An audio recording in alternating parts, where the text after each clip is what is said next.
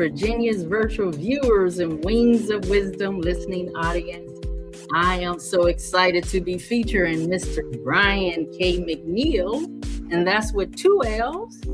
He is the Sales Skills Improvement Evangelist, and he is also the dedicated and devoted husband to Dr. Lisa Santiago McNeill, and he's a former veteran. So thank you for your service, sir, and I am so excited that you are here today on today's episode. So give Virginia's virtual viewers and Wings of Wisdom listening audience a brief backdrop of your bio, and let's dive deep on mastering the art of sales.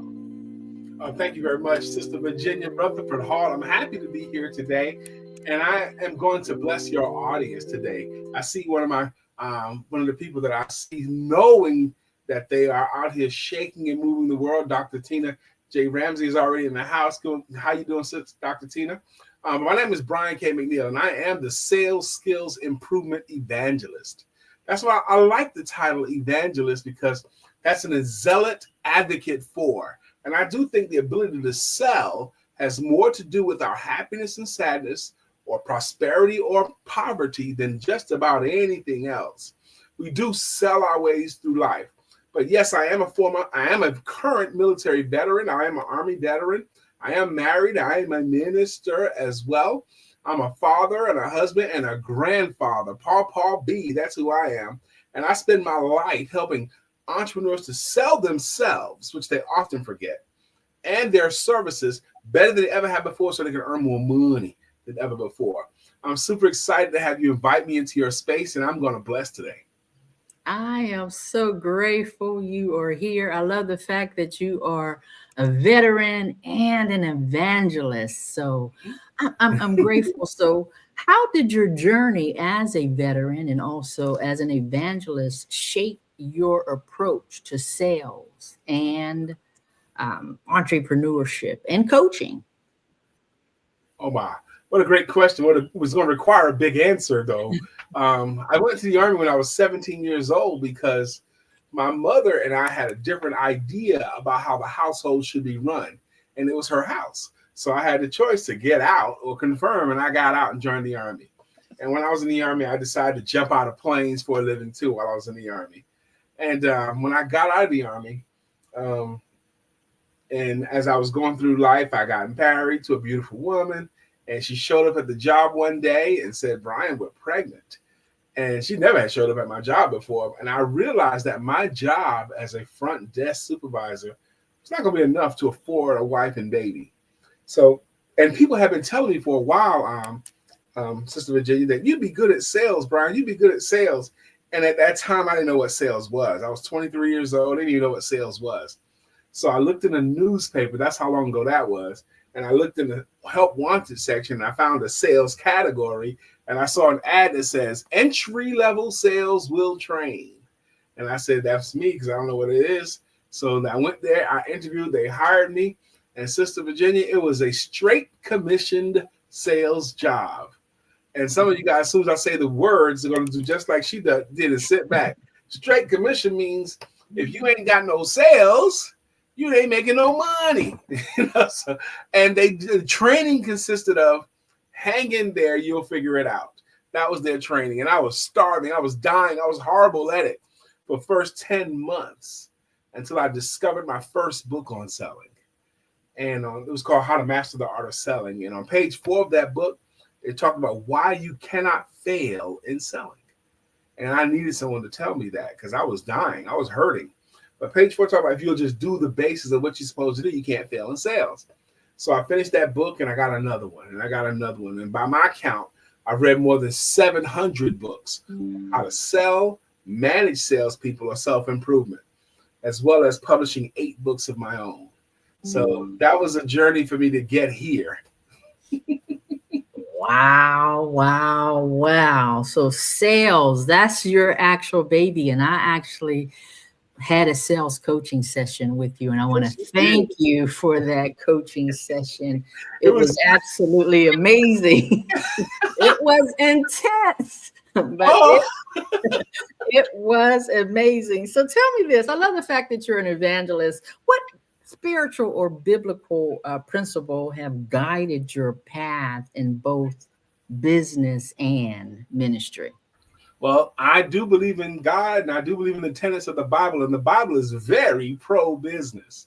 You know, it talks about the millionaires in the Bible. It talks about doing business until I return, but there's certain scriptures that mean more to me than others. Like, for example, Proverbs 11:26 says, the people will curse the ones that withhold the grain. They wish blessings upon the ones that will sell it. So, and our Mm. grain today are the answers we have, or our intellectual property, or our solutions. And the way I read that Bible verse is basically saying, if you got something that'll help the people, if you got something that the people would want, and you don't sell it in exchange for something of value, money, if you don't sell it, curse you. They're going to want Mm. curses on you. But if you will sell it, bless you, and the people will want blessings on you. If you have a solution, you're supposed to sell it. The Bible says sell it, okay? Be willing to sell it. It doesn't say be willing to give it, okay? And there's also a parable that's written 3 times in the book, in the Bible. It's in Matthew, Mark, and Luke, the same parable, the parable of the talents. And if you give one servant 10 talent, one servant 5 talent, one servant 1 talent, I don't want to go through the whole thing right now, but basically that parable is basically saying, if you have a talent, you're supposed to use that talent to make money. And if you don't use that talent, if you hide the talent, there's penalties for that. You're going to be banished into the outer courts, but there's going to be weeping and gnashing of the teeth. You know, you lazy and wicked servant, I gave you this talent and you did nothing with it. You're supposed to. And one more, the sin of the desert that convicts my life every day. The sin of the desert. The sin of the desert is when you know where the water is, but you won't tell anyone else. You know where the solution is, but you're keeping it to yourself. You know how to help them, but you're not telling them about your abilities to help. You're committing the sin of the desert, and the sin of the desert is the height of selfishness. So if you're not selfish, if you can help the people with an answer you have, you're supposed to. Wow, that is powerful. That is powerful. My Yes, girl Ray J is in the house. I see her.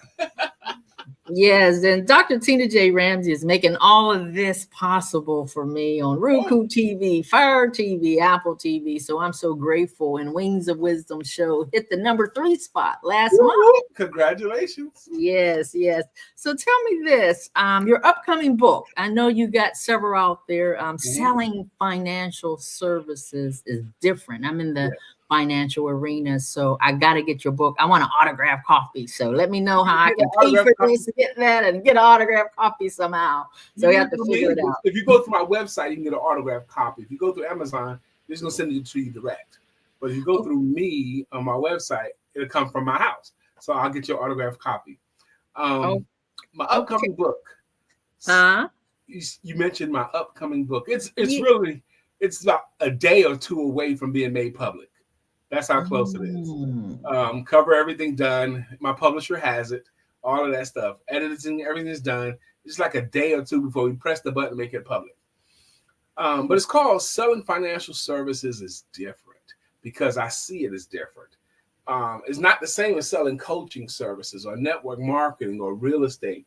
When you're talking about someone's money, you're very, very personal.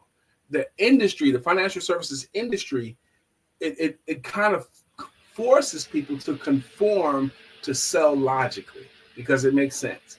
If the clients will put this much money into this vehicle, they're going to get this kind of results. That makes sense. That's such a smart thing to do. The challenge is your clients don't buy that way. They buy what they want way faster than what they need. They buy for the sake of someone else way faster than for themselves.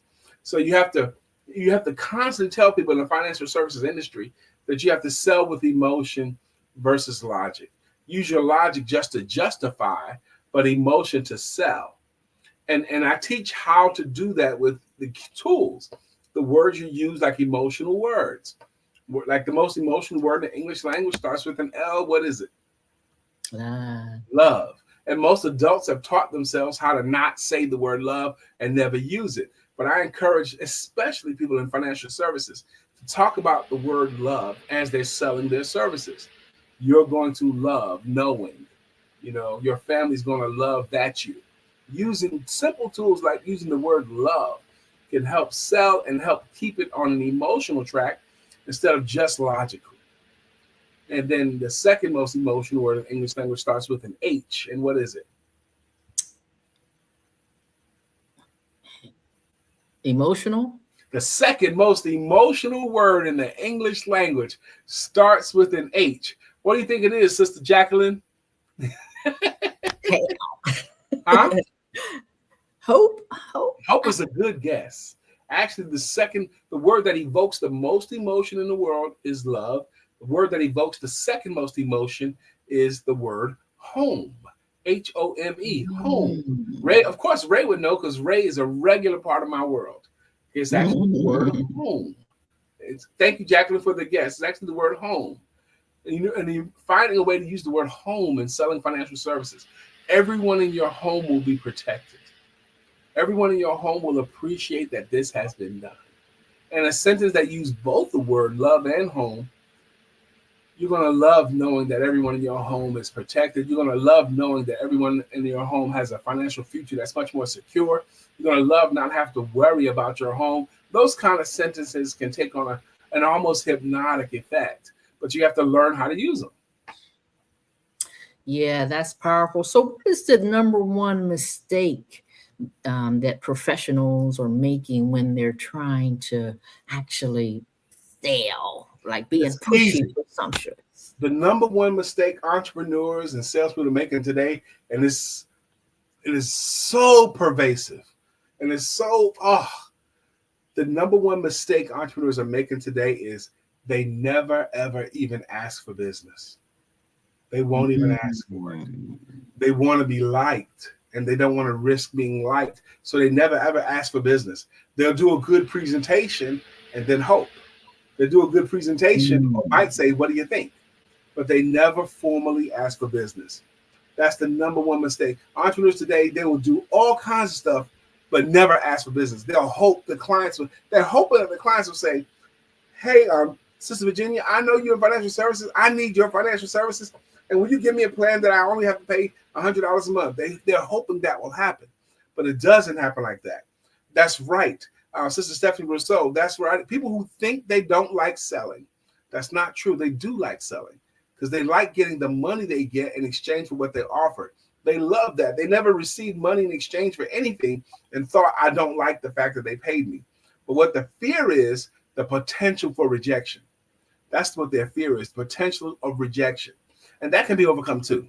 But the number one crime, the number one problem, the number one entrepreneurs are having, they never ask for the business. Entrepreneurs that do have some sales training and some courage, they will ask for the business, but they'll only ask once or twice and then never again. The average sale happens after the fifth attempt, but only the champions make those attempts. Only the champions will follow up the requisite number of times. You can't ask for it 5 times in one sitting, but only the champions will follow up in a disciplined way until the sale is made. That's what the crime is. The challenge is not asking for the business. And here's how I would want you to ask. Those of you who are tuned in here today, I'm going to bless you. What I'm about to tell you, do not be floored by the power of its simplicity. This thing I'm about to tell you right now is powerful and magical. If you'll just say these words, once you believe the client understands what you're offering, once you believe they understand how you're benefiting them, once you believe they have a full understanding of what they get for the money, I want you to say these words. Will you give us a try? Will you give my service a try? Will you give this program a try? Will you give us a try? It's such an amazing, non-threatening way to ask for the business. It doesn't hurt you. Ask them to give you and your services a try every time. Will you give us a try? When you only, Ray, I'm telling you, I understand where Ray's going. She wrote the word try.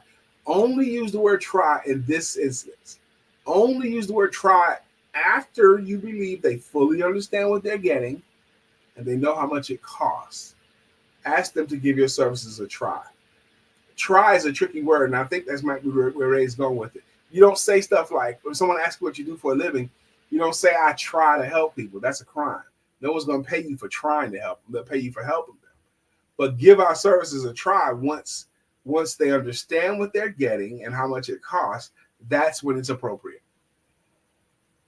Wow, wow. So sing it, girl. Wow, wow. Wow, wow. Wings of wisdom. Wow, wow, wow. So I love it. I love it. So tell me this. What are your leadership skills from the military? Yeah. How does that incorporate with what like continue to influence your sales, your business owners? How do you influence that with your leadership skills? Now, the truism is that I've had jobs, I've been in the Army, and I've never had a job in any capacity longer than 6 months where I didn't end up in leadership at some point.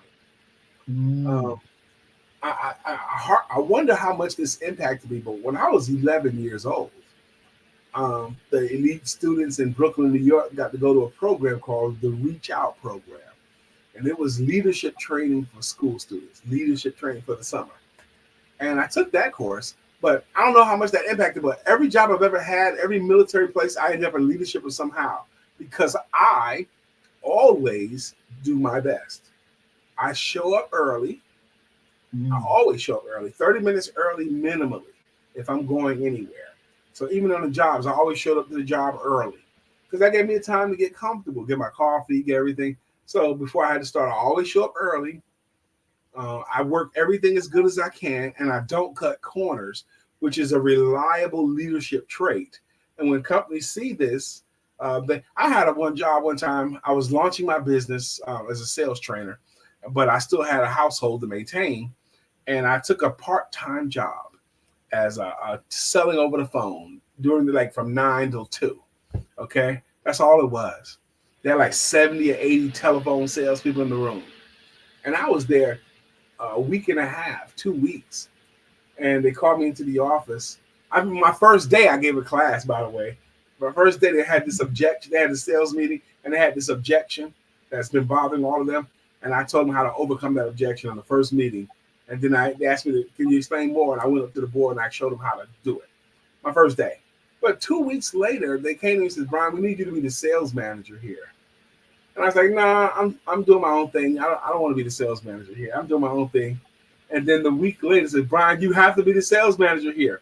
I said, what about this person? What about that person? They've been in the company much longer, and they know what they're doing. They're pretty good at it. Those people can do it, but they can't lead anybody else. We need you to do it. And I asked for a lot of money to be the sales manager, way more than I thought they would say yes to. And I told them, and this is going to kill you right here. I said, look, I'm only going to work 4 days a week. I won't work any Fridays. Okay. So they had to pay me a guaranteed salary, pretty high. And I only work 4 days a week because I had told them no already. And I was about to tell them no again. And they said, okay, we'll do it. So you sold yourself. Well, there was a concept going on there. The fear of loss is greater than the desire for gain. And when they realized that I could potentially just leave altogether, they wanted to do more. And people will do more to protect something that's already in the house instead of trying to find something else. You know, they had some fear of loss because I already told you guys no. I don't want to be the leader of this group here. And that's why I love your coaching service. If you are out there in the audience and you need a sales coach, you're in the industry and you don't know why you can't move forward, you're not able to lead, you got self-doubt, you have this coach here. You need to look no further. He is amazing. His exceptional coaching skills and evangelist approach is absolutely amazing. So tell me this: you help countless professionals, and what drives you and keeps you keep doing these workshops, these books, these Yeah. keynotes? What's the driving force behind you? I believe God. I believe that God has uniquely gifted and qualified me. I think God has prepared me. And I think He has positioned me with a love of this and a desire to learn more and more of this and the ability to communicate it and teach it well. That I think that God wants me to help people to earn more money by teaching them to sell better. And I think if I don't do it, I'm showing dishonor to the gift that He gave me, the skill that He gave me. And I've seen enough people, Sister Virginia, that have taken even a little bit of my training that benefit greatly. I've helped people to pay their bills. I've helped people to pay their mortgage. I've helped people to grow their businesses over and over again. So, I believe my philosophies work. I know they work because I have enough units of conviction. But I think that if I don't do this, it's just like hiding my talent in the ground. I want to tell you something happened just yesterday in my business. They had a lady, she said she wanted to hire me. She had done a consultation with me, and she wanted to hire me as a sales coach. And I told her how much it'd be. And she goes, okay, I'll pay you tomorrow, which is fine. I don't care what day they say. I just want to put it on the invoice what day you say you're going to pay me. And then tomorrow came. And then she called me up just yesterday and says, well, Brian, could you lower your rates? Could you do it for like $500 less than this? And I said, why would I do that? I said, if I doubled or tripled my rates, it'll still be a good value for you. You're still getting a better value. The money you paid me, I'm going to spend, but what you get to use the benefits of it today and tomorrow and next week and next month and for the rest of your careers. Even if I doubled or tripled what I'm charging, I'm not going to know. I'm not going to lower my rates. I said, I should be charging twice as much, and it'll still be a good deal. And she says, okay, no problem. We'll just leave it like it is. And paid for it. Wow. I And paid guess me right away, too. Yeah. yeah, she was just trying to negotiate. She trying to slip that in for just a minute, but she was like, "What? Why would I do such a thing? If you're offering something to someone that's going to benefit them, and then that's going to benefit them, there's no reason to lower your rates. Most likely, you need to be charging more. Most likely. Wow." Mm-hmm. So if someone is watching today and they're sitting in the audience and they're struggling with self-doubt, their ability to sell, what words of wisdom would you speak into their life on today? Um, well, as grown-ups, very few adults could do anything successfully without some levels of accountability. And none of us have lived long enough to have all the answers. We all need some help. We all need some support. So you need to keep learning. I offer a free consultation to anyone that schedules it with my Calendly link. I don't know if you have it or not, but I'm willing to offer a free consultation. It's calendly.com/BK McNeill. BK McNeill, that's mine. But words of that will be encouraging. Let's say I never saw you again and I wanted you to sell well. I would say to ask yourself this question. Are you selling to people or for the people? See, if you're selling to them because you're trying to make money, if you're selling for them, it's because you know they're going to be better off. And if you know they're going to be better off, you owe it to them to motivate them to take your solution. You owe it to them to motivate them to take your solution. Selling today is more of a motivational act than it has ever been. Calendly.com, Sister Mia James. Calendly.com, it's a popular scheduling app, /BK McNeill, MCNE. Thank you, Ray. That's exactly right. What Ray put up there. Ray J. Johnson. Calendly. Thank you, Ray. I appreciate that so much. You owe it to them to offer it to them. They don't have to accept it, but you have to offer your services. And if you know they're benefited by what you offer, you do owe it. Motivation is the thing. Your job is to motivate them to take an action. I do hope to speak to you, Mia. I do hope to speak to you, Sister Juanita. And it's free. There's a rap lyric by some poets of the 80s that I like. Okay. And it goes like this. Listen up, homeboy, give this a thought. The next time someone's teaching, why don't you get taught? It's like that. I'm willing to teach. You guys should get taught. Yes, Miss Mia James has a financial service company, and I'm actually a part of. She's the founder. She fired Really? her boss at the age of 40, Whoop, and whoop. she has a full-fledged financial service company. And I sent her the link yesterday, and she's helping me in this financial industry as well. So, Mia Wonderful. James, thank Congratulations. you. Thank you. Thank you. So I'm going to do some rapid fire fun just for a few minutes Okay, before let's we do it. go. So tell me, before your keynotes, what is it, coffee or tea? Before I do anything, it's coffee for me. It's always coffee. It's coffee Yes, for you? yes. Okay, so what is one word that will describe your speaking style? Dynamic. Wow, that's so true. That's Dynamic. so true. I rock when I give a workshop, and everyone in the room gets involved. Everyone gets involved in the fun. It's laughter and learning. Yep. Okay, so what is your favorite scripture that fuels your faith in business? Colossians 3:23 and 24. And whatsoever work you do, do it as if you're working for the Lord and not man, for you know there will be a reward for this. Wow, that is powerful. Colossians 3:24. Did you 23 and 4. 3:23 and 4. Okay, and tell me this. What book? I know your books is there, but besides yours, that every entrepreneur should read. Besides mine, okay. Besides my books, there's a thin little book. You can read it in the afternoon. It's an absolute treasure.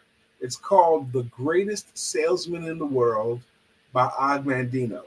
It's set in biblical times and it's biblically based, but it's a little thin book. You can read it in a couple of hours probably, but I think it does the best as far as getting your mind right to be great. Set in the time period of Bethlehem and baby Jesus in the manger, that kind of time period. I think it does the best job of mentally preparing you to do this work great. Wow. And don't let the title throw you off. The Greatest Salesman in the World.